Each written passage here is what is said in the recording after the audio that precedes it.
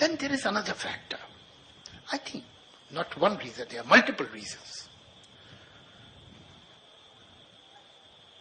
In any given time in history, successful people, successful societies are admired and emulated and imitated. Their culture, their language, their style. As luck would have it, we also have some. There is another almost a principle about human nature. Whatever you don't have, and you cannot, you tend to believe that it is not important because that is how you can live happily with yourself. I come from a middle class family. There was education, there was intellect. My mother, my father, my uncle, my grandfather, all of them were writers. But we did not have much money. So I was told that money is a four-letter word. I suspect because they did not have money. And you know, it's not only me.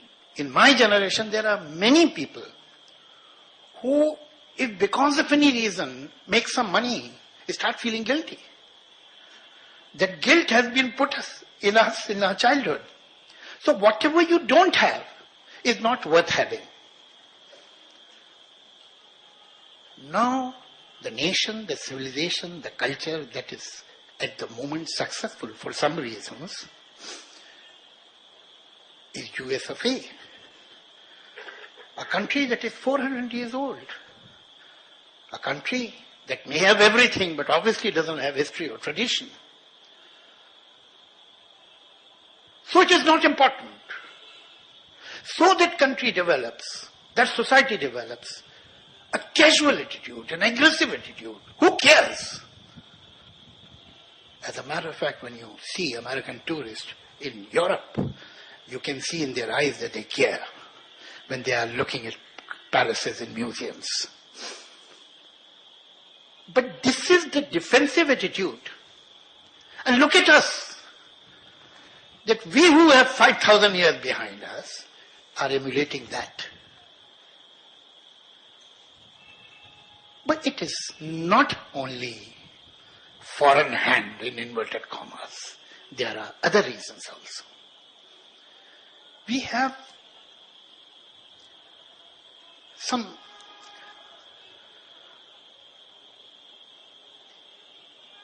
strange structure of education. We have people since last 50 years who are going to vernacular schools and people who are going to English medium schools. I mean, exceptions are on both the sides. But most of the people who go to vernacular schools, yes, they get grounded. They have their roots.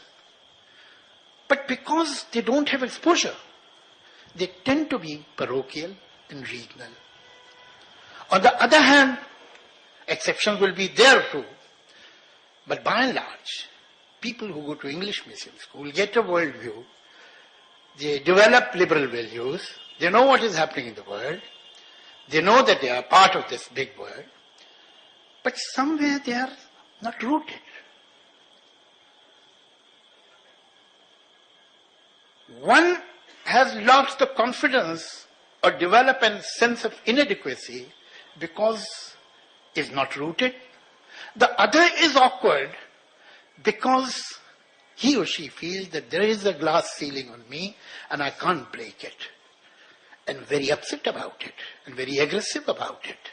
If some political leader during the election says the English should be eliminated and computers should be banned, obviously he has some constituency to please. This sense of inadequacy makes you angry. I am not saying that you should not learn English. I am not saying the other, that you should not know your own culture. The fact is that we are either producing roots or branches. We are not producing complete trees who will be confident and will be able to bear fruits. Now these incomplete people are upset and going any which way and not confident of themselves. Dignity cannot come without confidence in your own self. And this, you see, you must have seen children, that a child ties a small pebble in the string and swings the string and slowly keeps on leaving the string, and the circle becomes bigger and bigger and bigger. I think that is how we should relate the tradition and the external influences or revolt from the tradition. This stone is the revolt from the tradition. This string is tradition. You break the string, the stone will fall. You remove the stone, the string will fall. This tension and gradually expanding or extending your tradition will make the circle bigger and bigger. I see this in Mr. Ray's films. They are rooted, they are universal. There is a scene of Porojito. The boy is going away and the mother is packing his bag. She puts Gita. She puts some homemade recipes and other things, and she's explaining it to him that what I am packing in your tin, it's a small tin box. And what do you have in your other hand? He says, this is the globe of the world. I'm taking it with me. Here is a boy who goes out of his house with one tin box in his hand with Gita, with homemade recipes. On the other hand, the globe of the world. I think the filmmaker was telling us the same thing. But obviously, understatement and subtlety was his virtue. There is another scene in Apur Sansar, where he has gone to the village with his friend, and suddenly he confronts a situation where he has to marry the girl. I have seen a similar kind of scene in a Hindi film also. A film that was made by Germany, directed by Ramanand Sagar in 60s, perhaps 60, 61, Ghungat, that was based very loosely and crudely based on Nokadubi. Same kind of situation was there. That Bharat Bhushan goes to Rahman, who is his friend, to his house. Beena Roy is getting married and suddenly something goes wrong and Bharat Bhushan has to marry. Look at that scene. You must see that scene because then you will be able to appreciate this scene more that I was talking about in Apur Sansar. There was all melodrama possible, long dialogue, big background music and so on, and violin and sarangi, whatever you had. On the other side, this man comes back thinking, and he says, he doesn't say, मेरे दोस्त, मैंने सोच लिया है कि दोस्त को दोस्ती निभानी ही पड़ेगी. He didn't say that. He said, I don't have another shirt and I have to shave. This understatement is today, it is missing. And that is why, whether it is dignity or understatement or compassion, they are relevant. And Mr. Ray's values, his cinema, his sensibility is relevant. And why? Because when you talk of Cherapunji, rain is relevant. It is overwhelming. So, and when you talk of sub-Saharan desert, then to rain is relevant, because there is none. Things become relevant either by their overwhelming presence or their noticeable absence. Now, understatement is another noticeable absentee. And it is understandable again. Why? Art is not a process in the isolation of the artist. We are in the presence of a great painter and a great director. I think they will be able to tell you better than me. If a painting is made, or if a poem is written, and it is only what I had written or I had painted, it is a bad painting. It's a bad poem. The poem gets completed. The painting gets completed when it is heard, when it is seen. The viewer participates in the painting. The listener participates in the poem.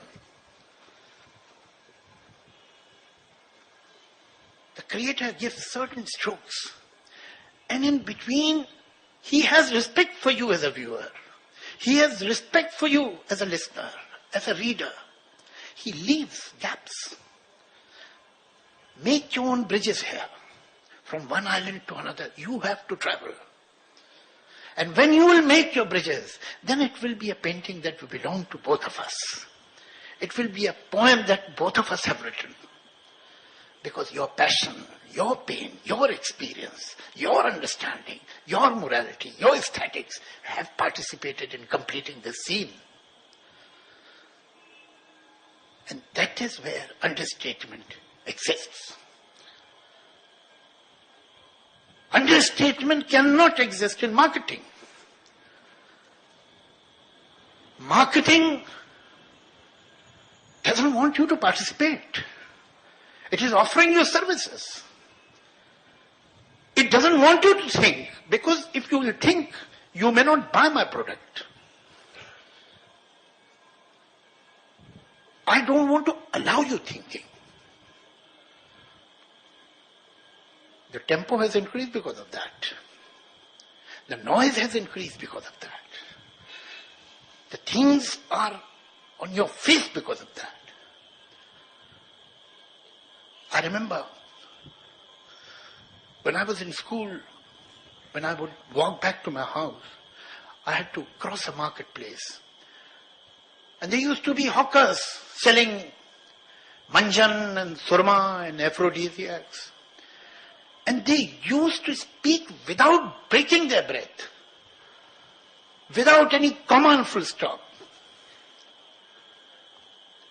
Cinema, music has become the hawker that is selling manjan or surma or aphrodisiacs.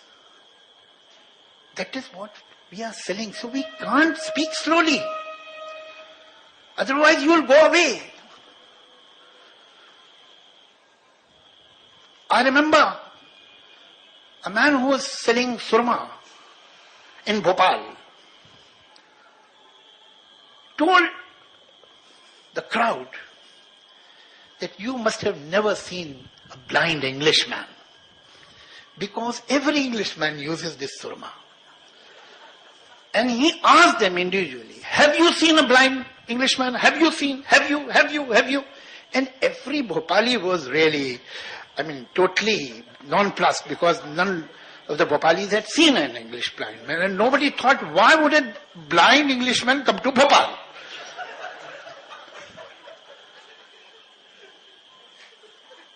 That is what we are doing. We are telling people,